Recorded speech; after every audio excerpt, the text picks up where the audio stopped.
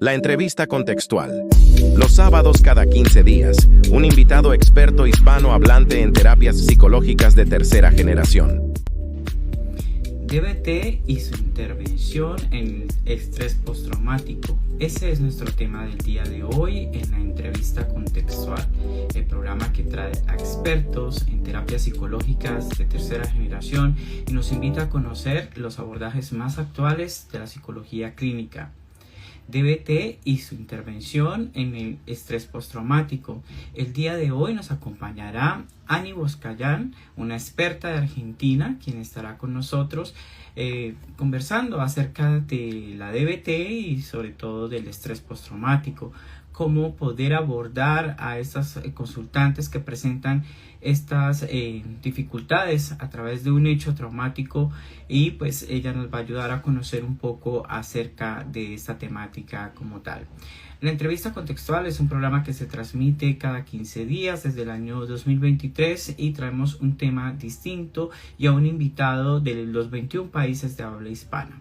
Entonces el día de hoy vamos a invitar a Ani, vamos a que esté aquí con nosotros.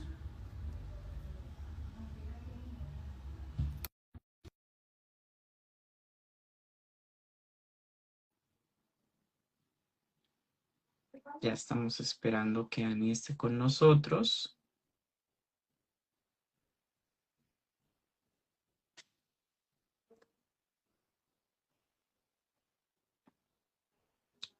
DBT y su intervención en el estrés postraumático es el tema del día de hoy. Estamos ubicando a nuestra experta que va a estar con nosotros el día de hoy en el en vivo. Nuestra experta de Argentina.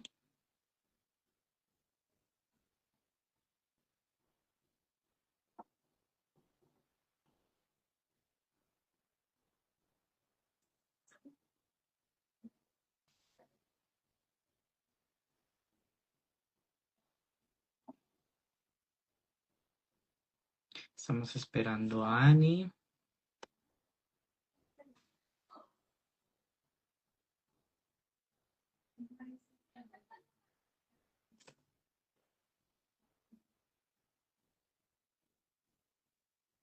DBT y su intervención en el estrés postraumático es nuestro tema del día de hoy en la entrevista contextual. Vamos a tener a nuestra experta invitada de Argentina, quien ya va a estar con nosotros.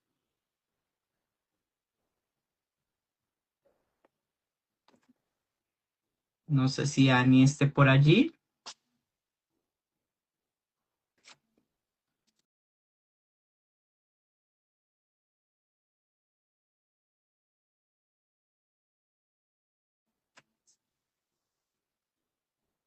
Ani.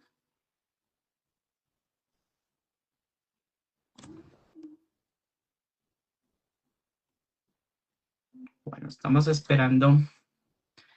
Ani, por favor, ya sí. Ya va a estar con nosotros Ani.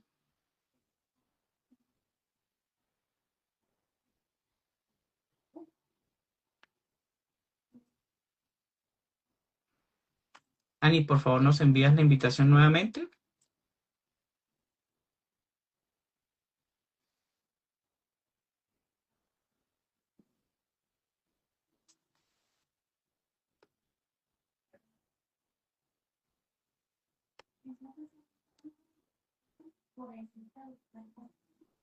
Te he enviado la invitación.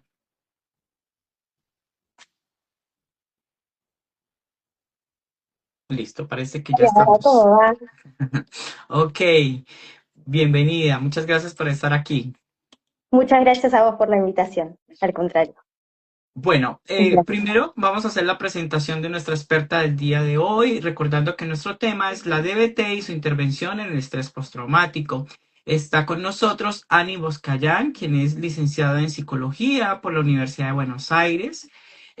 También ella es fundadora del Instituto Esencial, que de esto vamos a hablar más adelante. Ella está especializada en terapia cognitivo-conductual y psicotraumatología. Tiene formación en terapia dialéctico-conductual terapia dialéctico-conductual enfocada en el trastorno de estrés postraumático y es el modelo que trabaja actualmente. Ani cuenta con un máster en análisis conductual aplicado ABA realizado en España. Está formada en mindfulness y terapias contextuales de tercera ola y tiene un posgrado en trastornos de la conducta alimentaria con actualización en la Universidad de Buenos Aires. Se desempeñó en comunidades terapéuticas especializadas en adicciones y posee una amplia experiencia clínica en el tratamiento del trastorno de estrés postraumático, trastorno límite de la personalidad y trastornos de la conducta alimentaria. Estos trastornos son muy complejos de tratar, o sea, tenemos una experta con una gran experiencia, ¿sí? En el 2020 participó como voluntaria brindando acompañamiento psicológico a soldados de guerra luego del conflicto bélico. Ha sido fundadora y directora del Instituto Essential, centro de terapias basadas en la evidencia que ofrece formación a profesionales en regulación emocional y psicotrauma, integrando compasión, ciencia y práctica clínica rigurosa, que es lo que nos interesa a nosotros acá, mostrar y visibilizar a los profesionales que trabajan a partir de las terapias basadas en la evidencia. Ani, la red de habla hispana de psicólogos contextuales, te da la bienvenida y te agradece aceptar la invitación de estar hoy con nosotros. Muchas gracias por la invitación y por la presentación. Te agradezco un montón. Un placer Bueno, estar acá. igualmente.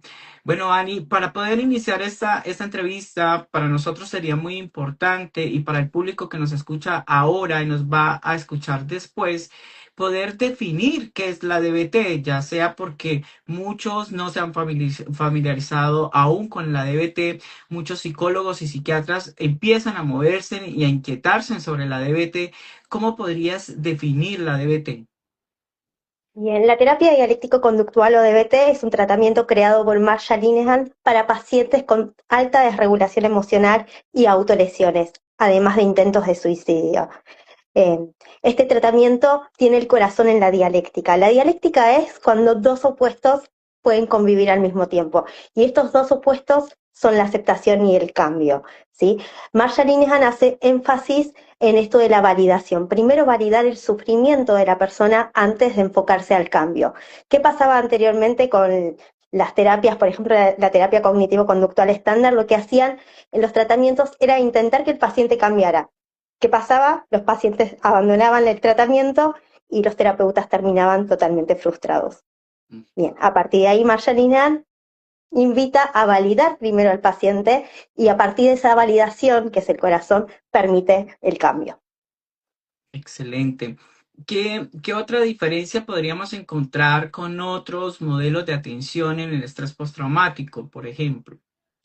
Bien, la terapia dialéctico-conductual para el estrés postraumático fue tomado por Martin Bohus, ¿sí? Y lo que hace es toma 90% de DBT, pero además combina con terapia de aceptación y compromiso, sobre todo por el tema de los valores, ¿sí?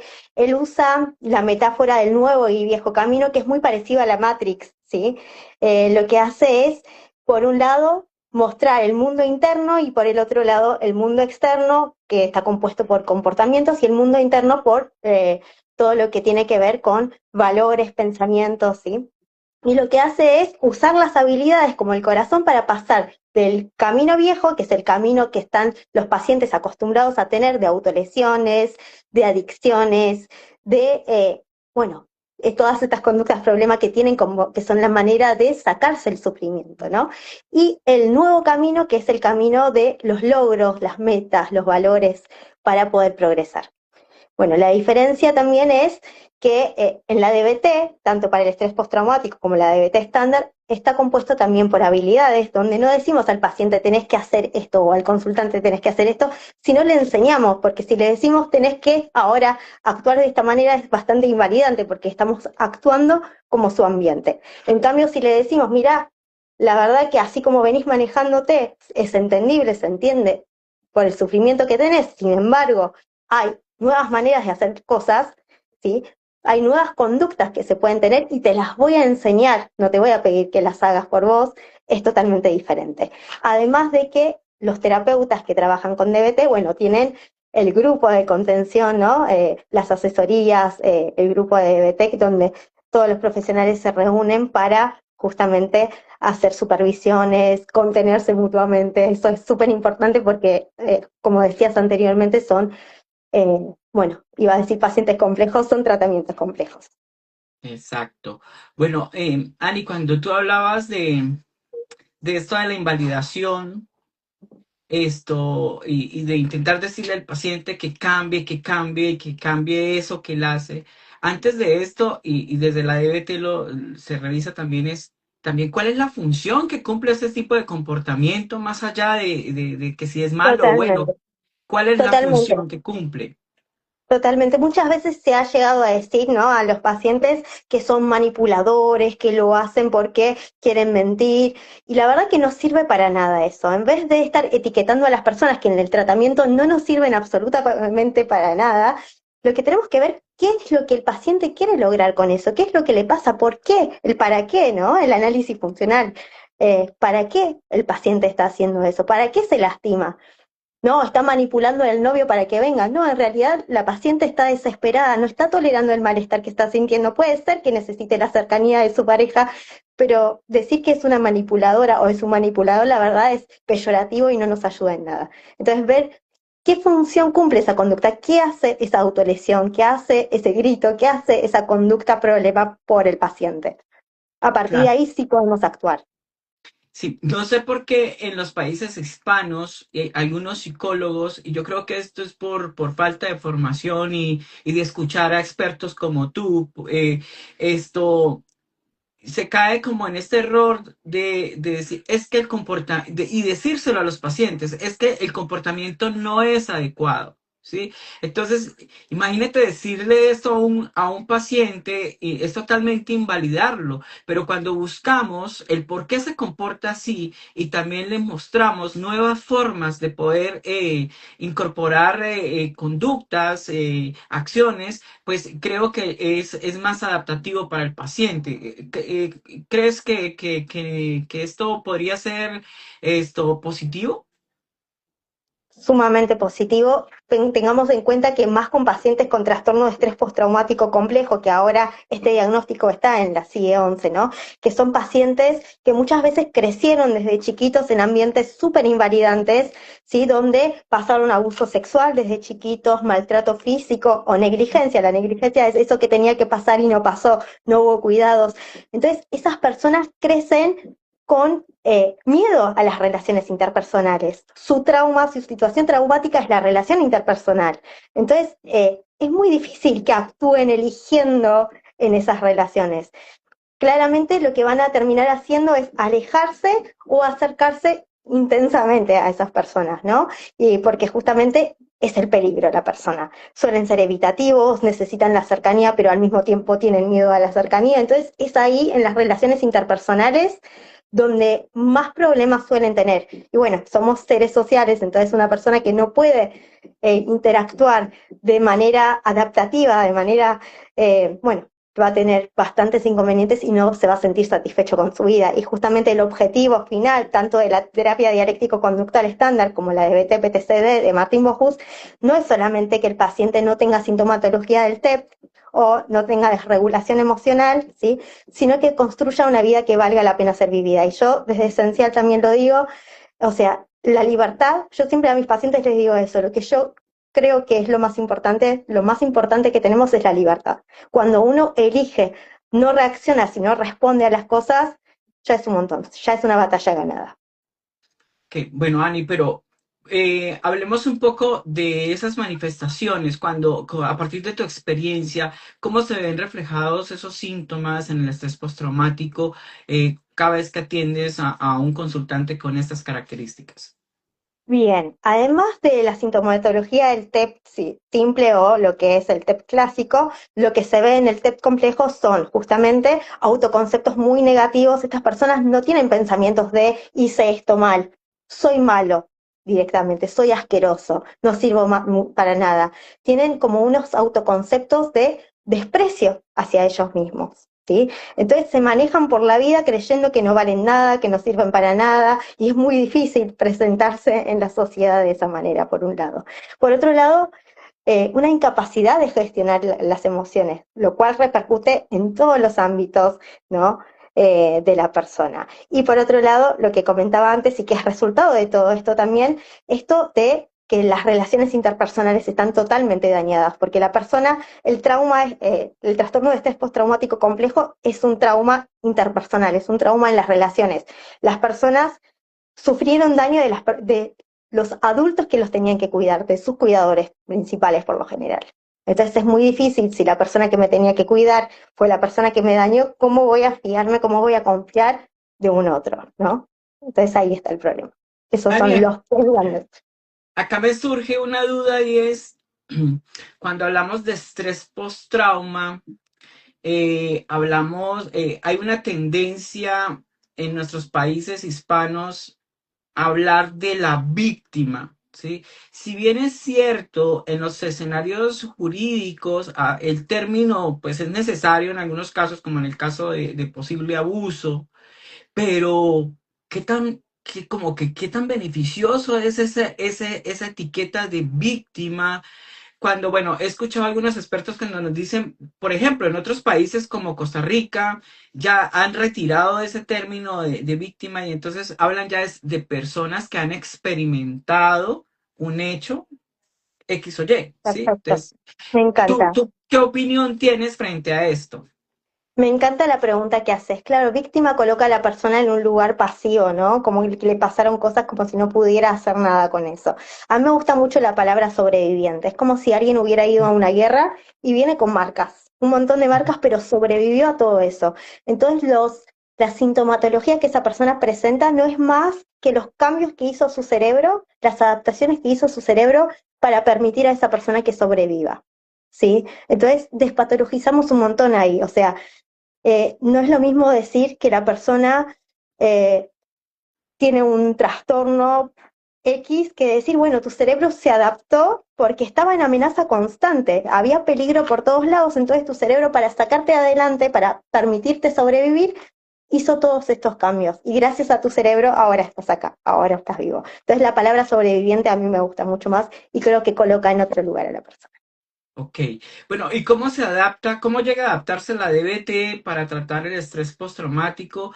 Reconociendo pues que la DBT inicia como una propuesta para el trastorno límite y bueno, ahora se utiliza para los trastornos de la conducta alimentaria, para las adicciones, inclusive hay una versión para parejas altamente conflictivas, pero cómo surge esa adaptación de la DBT acá en el estrés postraumático?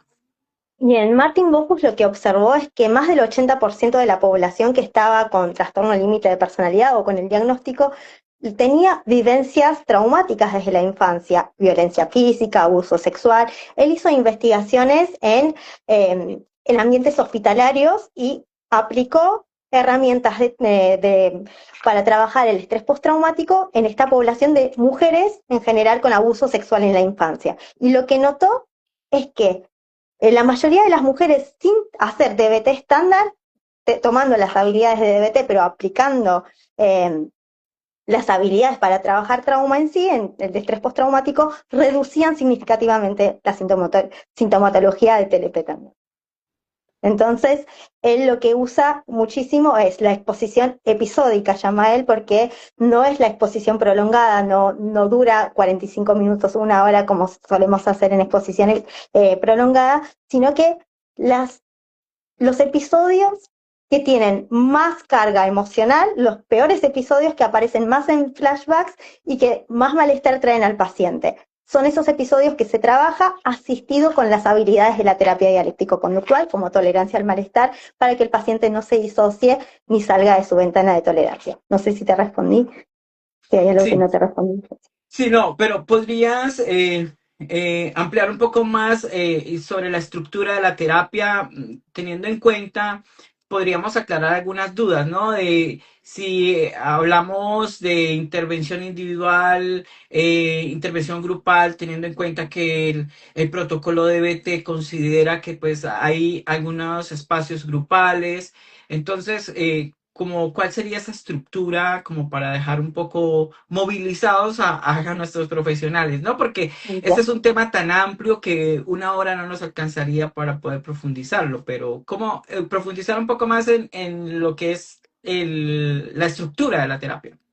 Bien, tienen una terapia individual como en DBT, ¿sí? Donde está todo dividido en fases, desde pretratamiento, compromiso, terapia de motivación, fase de motivación y donde los psicoeduca muchísimo acerca del modelo de trauma, ¿sí? Hasta llegar a la fase de exposición asistida por habilidades. Por un lado, esto hasta llegar a la última fase, que es construir una vida valiosa. Por otro lado, se les enseñan las habilidades, pero las habilidades no se le enseñan como en DBT estándar, que se puede empezar por cualquiera, sino se enseñan las habilidades, se empieza por mente sabia, que la mente sabia acá tiene un papel principal, porque justamente eh, se intenta que el paciente tenga una visión más compasiva acerca de eso en sí mismo. Entonces la mente sabia está súper relacionado con la compasión. En vez de verse a sí mismo como alguien asqueroso, si fueras tu yo compasivo, ¿de qué manera te verías a vos habiendo experimentado esas situaciones? Entonces, por un lado, se trabaja mucho con mente sabia, por otro lado, se trabaja con tolerancia al malestar para justamente permitir que la paciente o el paciente pueda estar dentro de su ventana de tolerancia. Y a partir de ahí, y con habilidades de regulación emocional, se empieza a exponer al paciente, ¿sí? Ujú. Una persona que está aquí conectada pregunta que en la actualidad se habla de DBT para niños, que si, qué impacto, resultados encontramos con DBT para niños, si tienes información sobre esto. Mira, yo no trabajo con niños, la realidad es esa, sin embargo puedo pensar que la verdad que si desde niños a alguien se le enseña a gestionar sus emociones, es mucho más probable que esta persona no tenga sintomatología de trastorno límite ni de regulación emocional de adulto, ¿no? Me parece que sería un cambio y algo súper necesario. DBT en las escuelas, DBT en las comunidades terapéuticas, DBT en todos lados. Me parece que es lo principal, aprender a gestionar, nadie se enferma, ¿no? Nadie tiene un trastorno por sentir, sino por Claro, qué hacemos con eso. sí, bueno, esta es una pregunta que nos hacen desde Ecuador, pero quiero decirles, por ejemplo, en Chile tienen DBT colegios. Eso que tú dices se está haciendo con un programa de DBT colegios y claro, las posibilidades de que a futuro algunos factores de riesgo puedan llegar a permear a estos niños, pues van a tener un impacto positivo a través de un entrenamiento como este. ¿M? Pero bueno, Ani, cuéntanos algo. A partir de tu experiencia en atención de estos casos, desafíos para el terapeuta, desafíos con los consultantes, con este tipo de problemática como el estrés postraumático. Bien, uno de los principales desafíos es justamente la disociación. Muchas veces el paciente se disocia y como terapeuta sí no sabemos qué hacer en esos momentos de disociación. El paciente va a recordar el trauma, pero no va a poder conectar con esa situación, no va a poder, por ende, procesar esa situación traumática, ¿sí? Y por otro lado es la ambivalencia. El paciente quiere cambiar, pero al mismo tiempo no quiere cambiar porque tiene miedo. Es muy interesante porque Bohus trae la metáfora de la mujer ciega. ¿Cómo es esta metáfora? Él comenta que hay una mujer que crece desde chiquita siendo ciega, entonces todo su ambiente se adapta a esa ceguera, ¿no? Toda su casa está adaptada de una determinada manera, su familia la trata de una determinada manera, toda su vida está adaptada a esa discapacidad que tiene. De repente un médico le dice que hay una cirugía que le va a hacer recuperar la vista. ¿Qué pasa? Esta mujer siente alegría por un lado, pero por otro lado mucho miedo. Esta es la ambivalencia. ¿Por qué? Porque cuando una persona vivió durante toda su vida de una determinada manera, el cambio le da miedo realmente, porque todo cambia alrededor cuando alguien cambia, ¿no? Entonces, esta ambivalencia es súper natural y además, más si trabajamos con algo como el estrés postraumático, donde justamente lo que la persona teme y evita son los recuerdos, y lo que le vamos a decir es, vas a tener que chocarte, vas a tener que recordar, vas a tener que observar esos recuerdos y con todas las emociones que eso representa. Entonces, esos son los desafíos de ambas partes, digamos. Y esto del equilibrio, ¿no? Que representa para el terapeuta la aceptación y el cambio, no quedarse mucho en la aceptación, pero no empujar al paciente o al consultante al cambio también. Entonces hay que saber manejar ambas cosas. Ok. Acá desde Argentina nos preguntan cuál es la importancia de la formación en DBT, PTSD en la comunidad profesional. Bien, no hay muchos profesionales formados, la verdad, en Argentina y en Latinoamérica en general. Y los pacientes si atendemos pacientes con desregulación emocional, un gran porcentaje, la mayoría, pasó situaciones traumáticas en la infancia, la invalidación traumática, el abuso sexual, la violencia. La mayoría de los pacientes vivió y si nosotros no sabemos cómo manejar esas situaciones traumáticas, cómo gestionar la disociación, bueno, perdemos a una gran cantidad de pacientes ahí. Ok. Esa sería la importancia. Bueno, hablemos de casos de éxito conservando la confidencialidad. ¿Qué nos podrías hablar acerca de esto?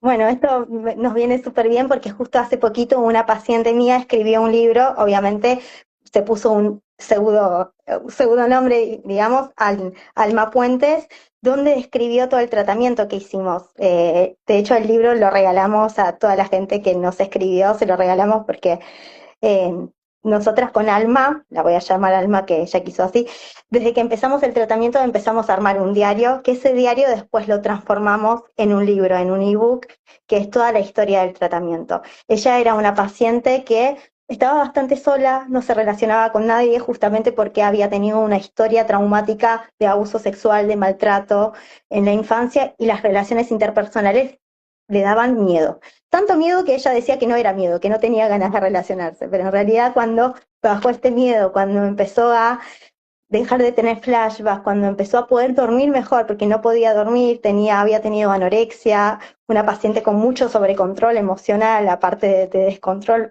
en algunos momentos.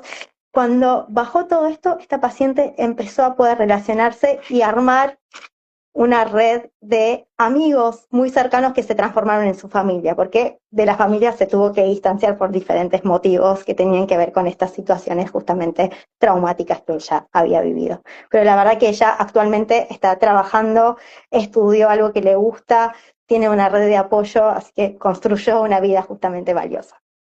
Y eso lo cuenta en el libro. Excelente. Eh, Ani, cuéntanos una cosa. A partir de tu experiencia, hay muchas veces que los libros, sobre todo los libros, porque en los entrenamientos sí lo enseñan más, ¿cuáles serían esas habilidades que tú consideras que un terapeuta necesita incorporar cuando trabaja con estrés postraumático? Bien, mucha validación, mucha empatía, ¿no? Es algo como más humano, empatía hacia el sufrimiento de la otra persona. Eh, yo siempre agradezco a mis pacientes, ¿no? Porque debe ser muy difícil sentarse enfrente de un desconocido y abrirse de esa manera y contar todas las cosas que pasaron. Y también esto de poder confiar en un otro. Muchas veces los terapeutas nos transformamos, y yo de esto estoy súper agradecida, nos transformamos en el primer lugar seguro que esa persona tiene. Nunca tuvo un primer lugar seguro, entonces marcar una diferencia, decir acá sí se te escucha, eso me parece que es súper importante, poder escuchar, poder validar a la persona y poder convertirse en eso, el primer lugar seguro de la persona. Es lo más Bueno, importante, antes de técnicas, antes que cualquier otra cosa, que son importantes las técnicas y todo, pero lo principal, más en estos casos donde lo que está dañado es la relación terapéutica, lo más importante es la relación terapéutica. y si tuvieras que recomendar a los terapeutas a evitar hacer algo cuando trabajan con este tipo de pacientes, esto, ¿qué recomendarías? Algo que no va a favorecer el proceso. Bien, no empujar al paciente porque justamente estos pacientes muchas veces pasaron a tener que hacer cosas por obligación. No empujar al paciente, mostrarle que es él o ella el que va a manejar el ritmo del tratamiento, si bien nosotros podemos recomendar, convertir a la persona en agente, también muchas veces por primera vez, agente de algo, agente de cambio, agente de su propia vida, agente del tratamiento, ¿sí? Entonces, no empujar al paciente, no juzgar, sería súper importante no juzgar la vivencia de la otra persona, sino preguntarle cómo te hizo sentir eso, cómo, cómo estás, bueno, sobre todo eso. Bueno, acá están preguntando dónde se puede informar para recibir la credencial oficial como terapeuta de BT. ¿Tú dónde recomiendas que se puedan formar a nivel internacional? A nivel internacional hay diferentes institutos. Yo no hice las formaciones ahí, la verdad, yo la formación en DBT estándar la hice en Fundación Foro, ¿sí? Y DBT, PTCD, no conozco muchos institutos, yo lo estoy dando en Instituto Esencial, por ejemplo, ahora, ¿sí? Sé que Martín Bojus da las formaciones alguna que otra vez en el año, ¿sí? Pero tiene sus costos, obviamente debe tener un montón de beneficios, está genial, los que lo puedan hacer con él debe ser excelente. Si no, en el Instituto Esencial lo estamos dando, es una formación superior de 6 meses y es súper completo y basado en el modelo de él directamente. Ok. Cuéntanos una cosa. Acá dice que si recomendaría la Universidad de Almería para formarse. Parece ser que lo están ofertando allá. ¿Cuál sería? ¿En qué modelo? ¿DBT o DBT-PTCD? La verdad que No. no sé el modelo, no sé quiénes dan las clases, no tengo idea, debería investigarlo. Ok, bueno. Ani, pasa algo, no sé cómo está en Argentina, pero en algunos países de habla hispana, y es que parece ser que acceder a un terapeuta DBT o a un tratamiento DBT tiene altos costos. ¿Sucede lo mismo allá? ¿Qué podríamos hacer como para que los consultantes puedan tener un poco más acceso a estos tratamientos? ¿Tú qué recomendaciones nos das? Sí, la verdad que lo que hablábamos antes, ¿no? La terapia dialéctico-conductual no es solamente terapia individual, entonces cuando una persona entra a un programa de DBT tiene que poder costear terapia individual, más taller de habilidades, más taller de padres o allegados o familiares, más psiquiatría, porque un gran porcentaje de los pacientes, entonces se hace un costo altísimo. Acá en Argentina hay algunos hospitales públicos que están dando talleres de habilidades, pero la verdad que no alcanza porque obviamente los cupos suelen estar llenos, entonces cuando un paciente quiere ir, por lo general no hay lugar. Hay algunas instituciones que los talleres suelen ser un poquito más económicos, pero sí, la verdad que es bastante costoso el tratamiento. Ok. Ani, hablemos un poco de la evidencia científica. ¿Cómo estamos en DBT, cómo está en evidencia científica frente al estrés postraumático comparado con otros estudios o con otros enfoques? Bien, Martin Bojus lo comparó con la terapia de procesamiento cognitivo y demostró que era mucho más alto la eficacia de la terapia dialéctico-conductual para el estrés postraumático, había menos diserción y en contra de lo que piensan la mayoría de las personas, no había ningún paciente que terminara autolesionándose más o tuviera conductas suicidas durante el tratamiento. Eh, bueno, hay poca diserción y alta tolerabilidad en los pacientes en el Excel- tratamiento. Excelente. Si alguien quisiera iniciarse en el mundo del DBT, ¿por dónde crees tú que serían? Porque ahora hay muchas variaciones, ¿no? Pero ¿por dónde Ujú. crees tú que un terapeuta debería iniciarse a formar en DBT o que quisiera a partir de hoy empezar a leer? Bien, obviamente los manuales de Marshall Linehan para empezar, ¿sí? Eh, si quieren formarse en DBT estándar, el manual de Marshall Linehan está súper completo y está la versión en español, el manual de habilidades también. Y bueno, si quieren formarse en estrés postraumático, el manual de habilidades de Martin Bojus y los artículos de Martin Bojus son súper completos. Y hoy en día, si bien el artículo quizás se puede encontrar en inglés, es muy fácil traducirlo con la inteligencia artificial, con diferentes traductores y poder acceder al material. Así que yo diría que vayan a las fuentes originales de Marshall Linehan y de Martin Bocuse directamente. Ok, Ani, cuéntanos una cosa. DBT habla de plan de crisis, de análisis de encadena, de coaching telefónico, de la práctica de mindfulness, de tolerancia al malestar. Todas estas estrategias están incluidas para el estrés postraumático también. Totalmente. En la fase de pretratamiento, justamente el consultante y el terapeuta firman el compromiso de no suicidio y hacer todo lo posible para no tener conductas autolesivas. Sí, hay un plan de crisis exactamente igual que en la terapia dialéctico-conductual. Como señalaba antes, Martín Bojus toma el 90% de DBT y después toma terapia de aceptación y compromiso y otras terapias cognitivo-conductuales, pero es un gran parte de DBT, ¿sí? Y lo que diferencia bien de la DBT estándar es que desde el primer momento trabaja trauma. No es que desde el primer momento expone a la persona a los recuerdos traumáticos, pero desde el primer momento ya empiezan a trabajar trauma a través de explicar, psicoeducar lo que es el trastorno de estrés postraumático, lo que es la red de trauma, los autoconceptos que se generan, desde el primer momento se entra ahí. Ujú. Bueno, y cuéntanos una cosa, ¿qué tan importante para el abordaje en estrés postraumático es la práctica, incluir la práctica de mindfulness y qué tipo de práctica de mindfulness incluye, se incorpora? Bien, hay algo que se llama mindfulness sensible al trauma que se toma mucho acá, ¿no?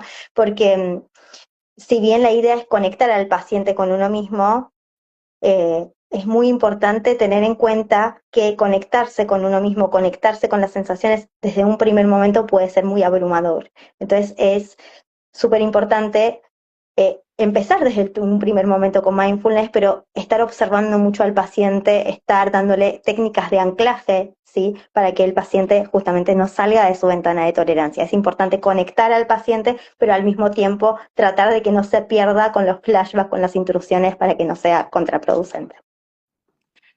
Sabemos que todos los procesos de intervención se ajustan a las necesidades, a las problemáticas y al nivel de intensidad o cronicidad de cada uno de los consultantes.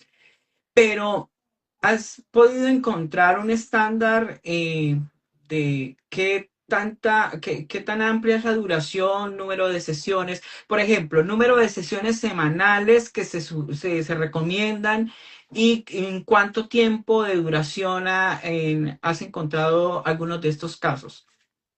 Mira, Martin Bojus habla de 45 sesiones y es más o menos entre 45 y 50 sesiones, por ejemplo, el que hicimos con Alma Puentes en el manual. Por lo general dura eso, un año el tratamiento. Obviamente puede variar, de acuerdo, como vos decías, de cada caso, pero por lo general en un año eh, terminamos los tratamientos. ¿Sí? Y a partir de la mitad en adelante hay muchísimo cambio, porque es ahí donde baja mucho la evitación y los pacientes empiezan a confiar en ellos mismos, ¿no? En decir, uy, hice esto y no me volví loca, hice esto y no perdí el control, hice esto, y el cerebro empieza a aprender cosas nuevas. Se da el aprendizaje de extinción, ¿no? Donde hacen algo y notan que eso no era peligroso. Entonces, bueno, se hace más fácil, el cerebro baja la guardia, digamos. ¿Cuántas sesiones semanales, duración de cada sesión? Bien, yo trabajo con sesiones de 45 minutos, una sesión por semana, más el taller de habilidades, que muchas veces lo mando para que hagan de manera individual el taller. A nivel general, los consultantes, bueno, en muchos casos es muy complejo, pero integran a sus familias, el rol de la familia, qué tan importante es el poder controlar algunos aspectos dentro de los escenarios reales a los que ellos se enfrentan. Sí.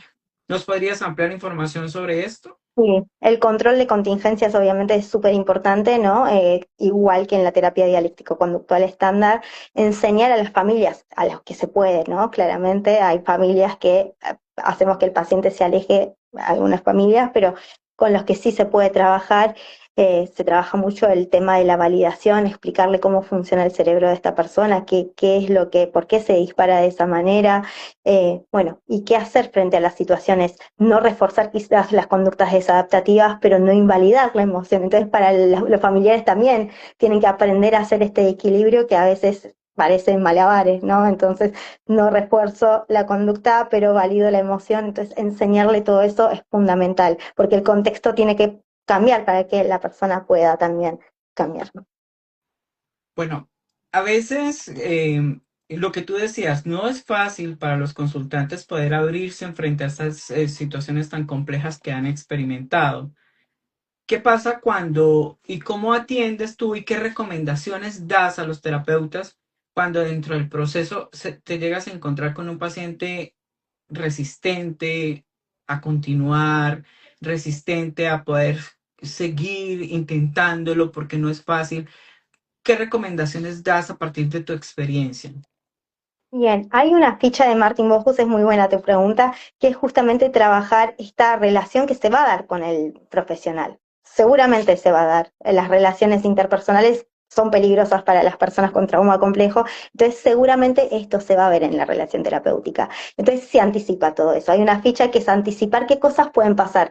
Se va viendo la historia de aprendizaje con cuidadores primarios de la persona, ¿sí? Con la madre pasaba esto, si hace tal cosa va a pasar tal otra cosa. Entonces, si el terapeuta hace tal cosa, también puede pasar tal otra. ¿Y de qué manera te gustaría que tu terapeuta te respondiera? Se anticipa todo en una hoja de trabajo y el paciente entiende que estas cosas pueden pasar en la terapia. Y el terapeuta también conoce la manera de el patrón conductual que tiene, digamos, el paciente, ¿no? Y a partir de ahí se hace un poquito más sencillo llevar adelante esto. Bueno, Ani, hoy en día hay un fenómeno en la psicología que ha sido eh, muy dañino para los profesionales y es el intentar hacer cosas que no van de la mano con la ciencia. La terapia dialéctico-conductual es una terapia basada en la evidencia. ¿Tú qué recomendación? Porque hoy en día salen muchas propuestas que se desligan, inclusive no son reconocidas por la psicología, no son válidas. ¿Tú qué recomendaciones le darías a los profesionales para que se unan más a lo que es lo científico y lo que la psicología reconoce desde los mismos estándares internacionales, a no terminar haciendo cualquier cosa por allí, que inclusive termine haciendo Vale. iatrogénico para los pacientes? ¿Qué les podrías recomendar tú a los terapeutas? Bueno, esto que vos decías, ¿no? Trabajar siempre, siempre en las terapias basadas en la evidencia, ver qué investigaciones hay, ¿sí? Eh, ¿Qué avala eso que van a hacer? Es súper importante porque no estamos jugando, ¿no? Estamos trabajando con la salud mental de la otra persona y la otra persona va a terminar dañada, por más que no hagamos directamente algo que lo dañe. ¿Por qué? Porque la esperanza se pierde en algún momento. La persona va a un tratamiento, va a otro tratamiento, va a otro tratamiento y si no funciona, la persona dice, uy, no tengo cura, no tengo salida. Entonces, la verdad que cada vez se hace más difícil. Entonces, es súper importante trabajar justamente desde las terapias basadas en la evidencia. Es como en medicina, no vamos a mandar a alguien a hacer un tratamiento, si quiere puede hacerlo, pero no vamos a mandar a hacer un tratamiento que no tiene investigaciones porque justamente esa persona va a terminar dañándose más. Acá cuando trabajamos con salud mental es exactamente igual. Es muy importante trabajar desde lo que se demostró que funciona. Tú hablabas de 45 encuentros de trabajo, que son Aproximado. aproximados, sí.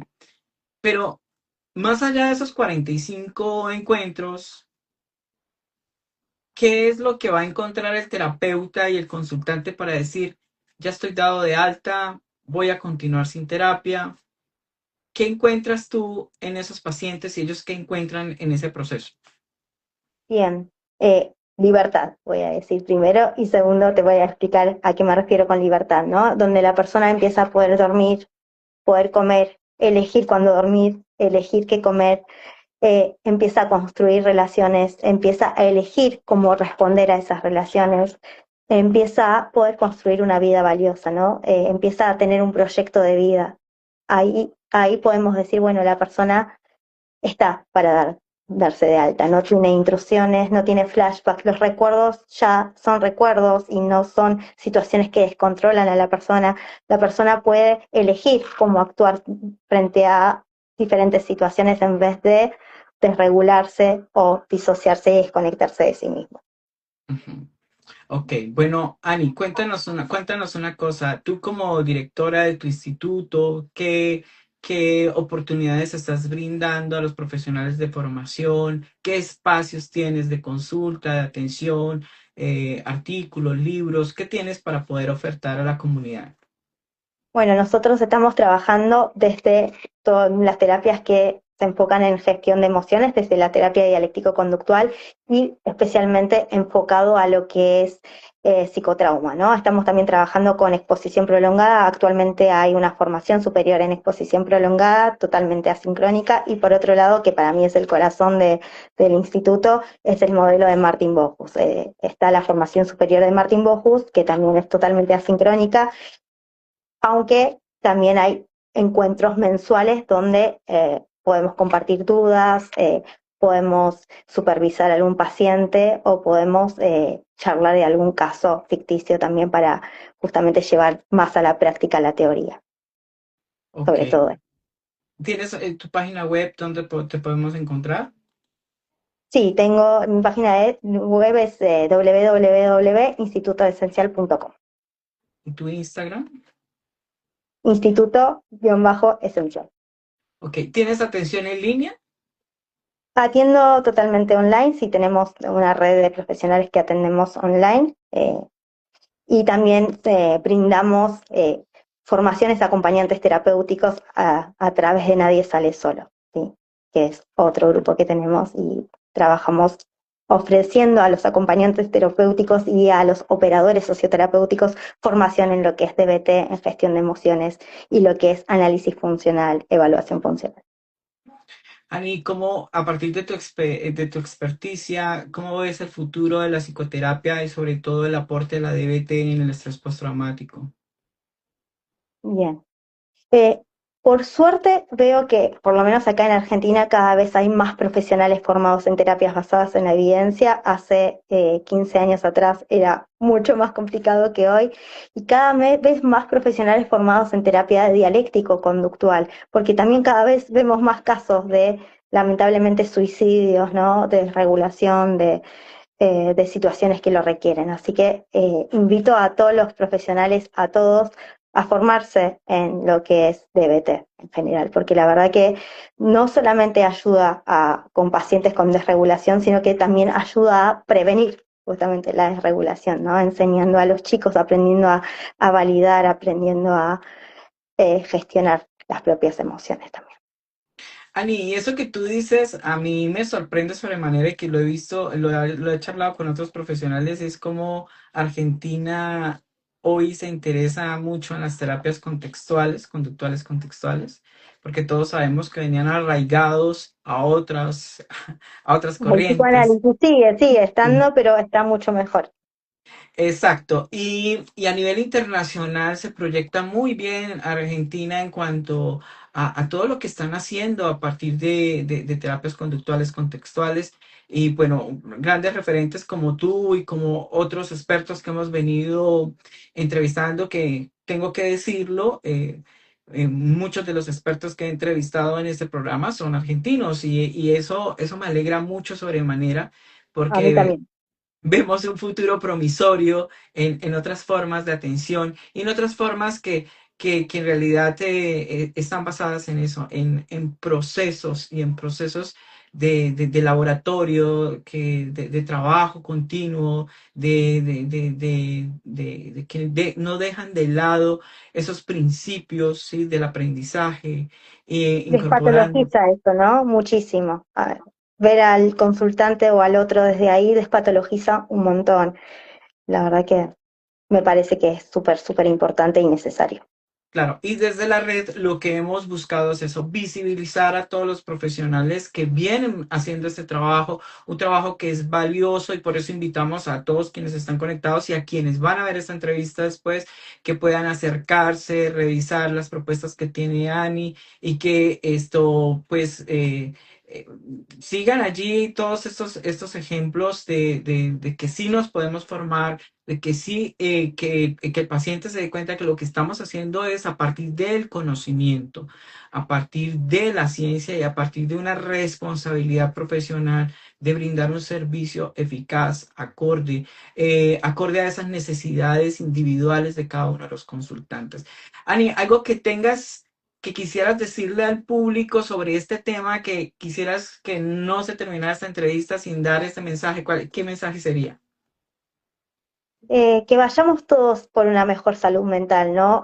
No solamente a trabajar con pacientes que ya vienen con desregulación, intentos de suicidio, sino desde antes, enseñar a los pacientes desde chicos a gestionar las emociones. Vamos por ahí. Si un niño aprende a gestionar las emociones, va a ser muy difícil que caigan adicciones, va a ser muy difícil que se tenga que autolesionar, va a ser muy difícil que tenga conductas problemas. Enseñar y validar las emociones y sobre todo, y esto no es quizás la terminología muy científica, pero poder ver al otro, la empatía es súper importante. Creo que empezar por ahí e ir por una salud mental en progreso, ¿no? Desde las terapias basadas en la evidencia. Y te agradezco un montón por esto que estás haciendo, la verdad, de visibilizar las terapias basadas en la evidencia, me parece súper necesaria. Claro que sí.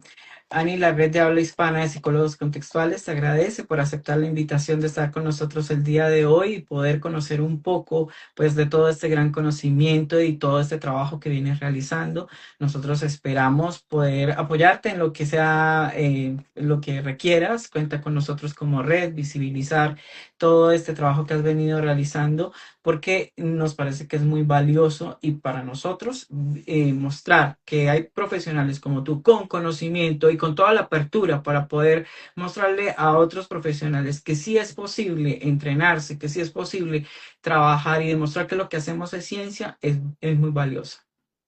Muchas gracias, Abdon, por el espacio de Bueno, corazón. a todos les agradezco por estar aquí y nos vemos en nuestra próxima entrevista contextual. Muchas gracias.